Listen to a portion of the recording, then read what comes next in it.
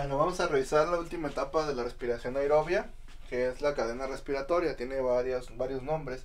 También se le puede nombrar fosforilación oxidativa y generalmente o como pueden ver, es una membrana, o lo que estamos viendo es una parte membranal.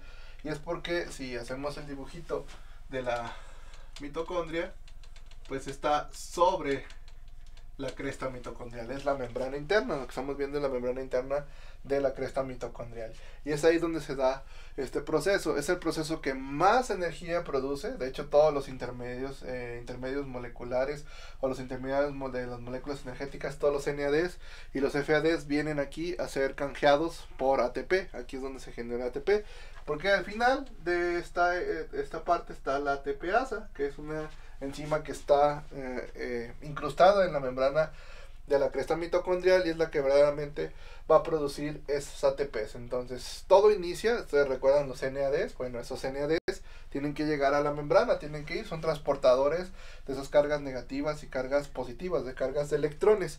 Está compuesta por complejos, le llamaron complejos a las proteínas.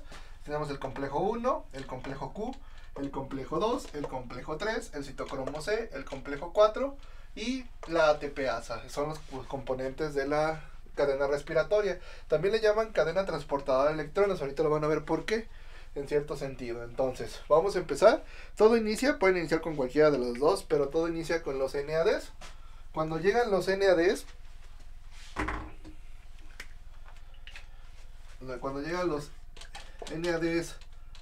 H más H, pues entonces ellos llegan al complejo 1, llegan directamente al complejo 1. Entonces, lo que donan son electrones, y entonces lo que hacen con esos electrones, excitan a la proteína, le hacen moverse, le hacen tener ciertos procesos en el cual pues ya tiene unas cargas negativas, se está cargando la membrana, se está generando una carga de la membrana. Entonces, pues esos mismos electrones hacen que se equilibre.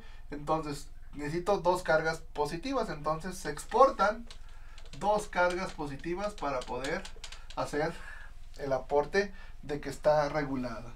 Pero esos electrones, por eso es una cadena transportada de electrones, van saltando, pasan a lo que es el complejo Q.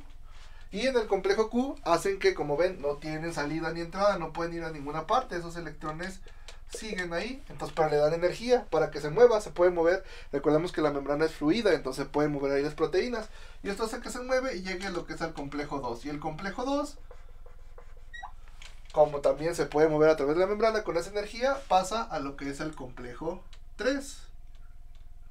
Aquí falta un 3.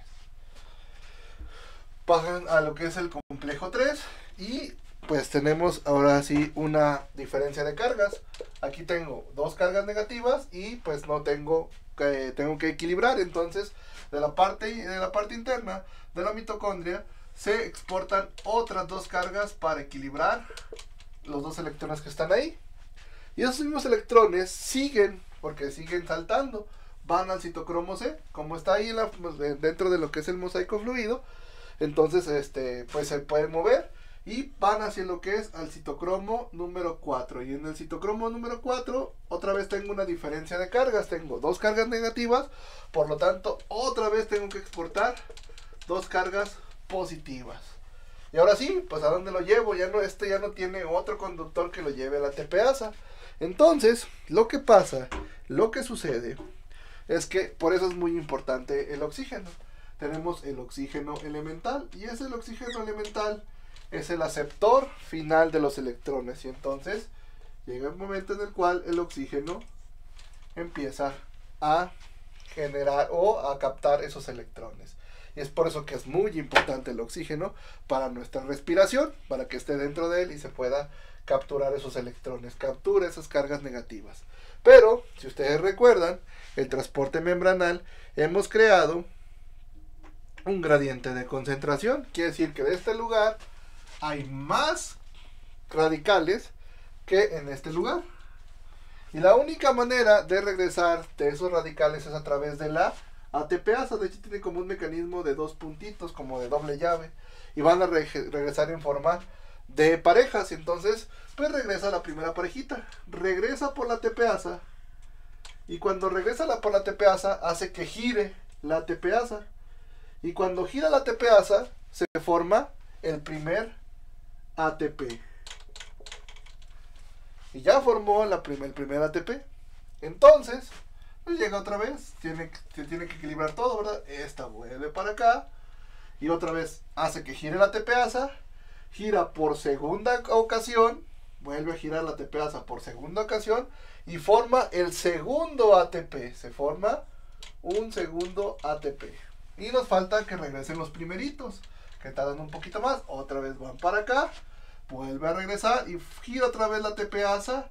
Y se genera el tercer ATP. Quiere decir que los NADs de, aquí le voy a poner ciclo de Krebs, equivalen a 3 ATPs. Por cada vez que llegue un NADH más H de ciclo de Krebs, se van a formar 3 ATPs. Entonces estos equivalen a 3 ATPs. Y esa va a ser su intercambio, por eso son moléculas de intercambio o moléculas intermedias de energía. Después, pues no solamente tenemos los NADs, también formamos FADs. Nada más que los FADs no llegan al complejo 1, llegan directamente al complejo 2. Les queda muy lejos el complejo 1 y llegan directamente al complejo número 2. Entonces llega la FADH más 2, le cede sus electrones y eso hace que el complejo 2 se pueda mover, se mueve hacia el complejo 3, le cede sus electrones y aquí le ayuda.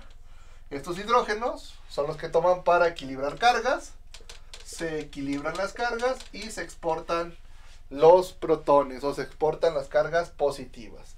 De ahí estos electrones vuelven a saltar al citocromo C, del citocromo C pasan al complejo 4 y otra vez, ¿qué hago? Tengo que equilibrar cargas, exporto otra parejita de cargas positivas. Y otra vez, ¿qué pasa con esos electrones?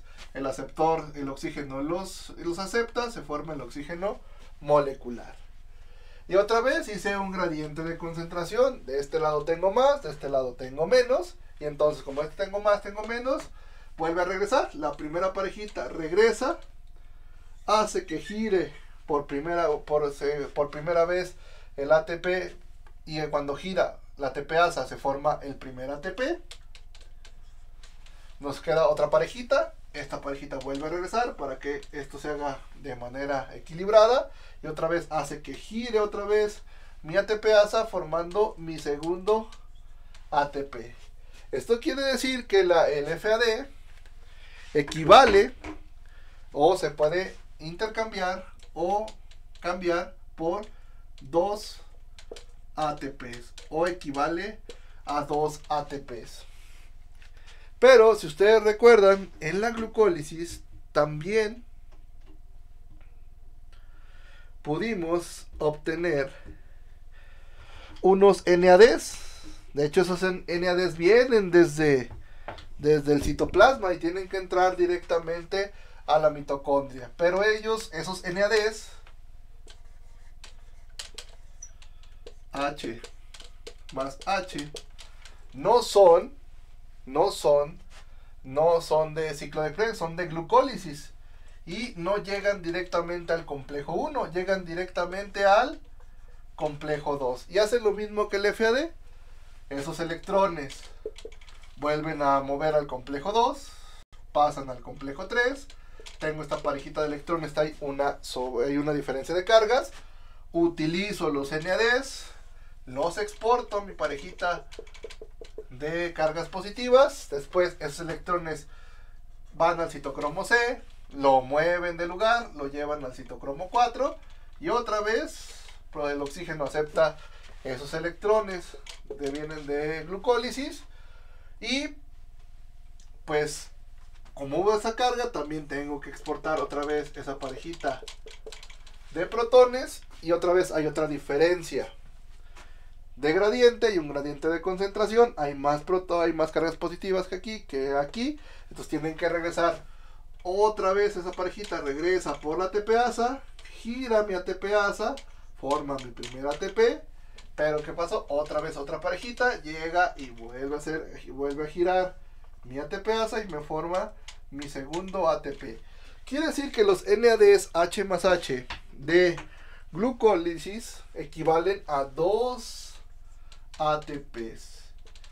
Y es por eso que se dice que esta fase es la que más energía produce. ¿Por qué? Porque no solamente llega un NAD, por cada glucosa llegan 8 NADs, llegan 2 FADs, llegan otros 2 FADs, otros 2 NADs H más H desde glucólisis.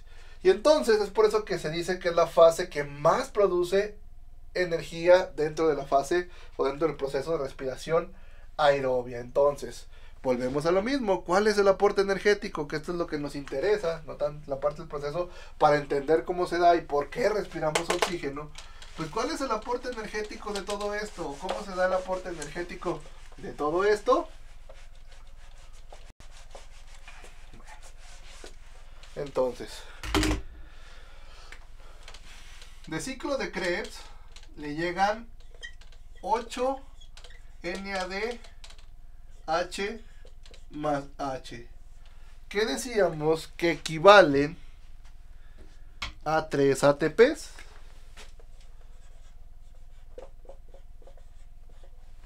Entonces, 8 por 3 me da 24. Pero también el ciclo de Krebs produce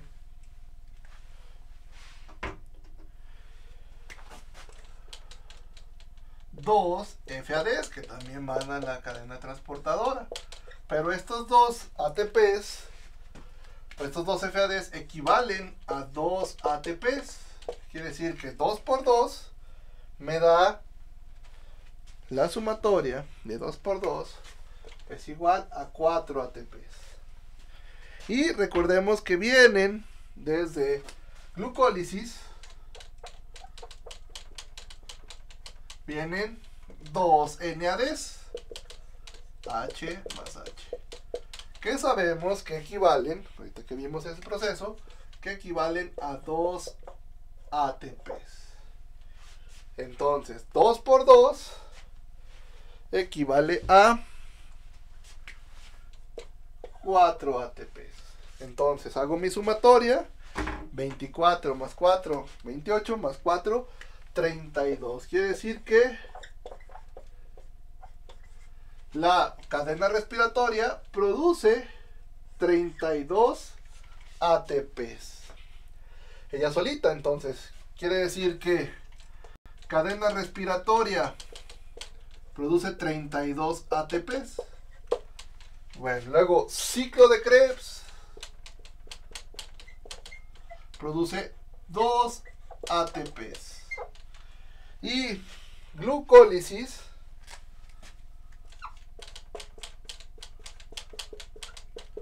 produce 4 ATPs.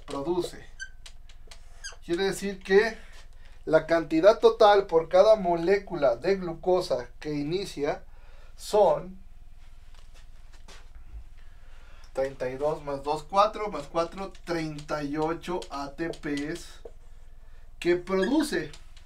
Pero si ustedes llegaran a preguntar cuánto es lo que verdaderamente genera, pues esos 32 le tengo que quitar 2 ATPs que invertí en glucólisis y la producción neta, lo real, la ganancia real energética son 36 ATPs.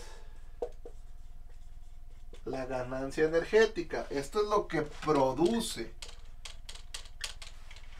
Tuvo que invertir 2 ATPs la célula para producir 38, pero su ganancia es de 36 ATPs.